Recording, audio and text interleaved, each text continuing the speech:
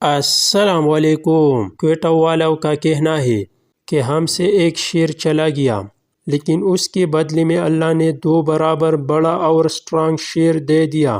وہ ہے میرا کنگ عامر بھائی، جو ساری دنیا جانتا ہے کہ وہ ایک پرانا شیر ہے کہ جس نے بہت شکار کیا ہے۔ جاوید افریدی نے کہا ہے کہ ہم چاہتے ہیں کہ اس بار پشاور زلمی کی میچ پشاور ارباب نیاز گراؤنڈ میں ہوتا کہ پشاور کے گراؤنڈ بھی آباد ہو جائے۔ شکریہ جاوید افریدی۔ سلمان ارشاد کو پشاور میں دوبارہ خوش آمدید کہتا ہوں۔ لاہور قلندر ہمارے قلندر بالر سلمان ارشاد کو چھوڑانا چاہتے تھے، اکرم نے وائلڈ کارڈ یوز کر کے دوبارہ ٹیم میں شامل کیا۔ فخر زمان لاہور قلندر کا ہی حصہ رہ گئی، ان کو دوبارہ ڈراپنگ میں پیک کیا جائے گا۔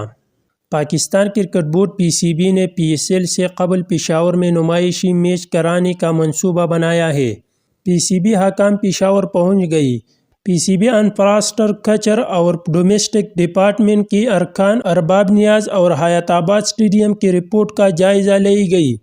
گرین سگنل ملنے کے بعد پشاور زلمی، کوئٹہ گلیڈیٹرز یا اسلام آباد یونائیٹڈ میں سے کسی ایک کے خلاف نمائشی میچ کھیلی گئی۔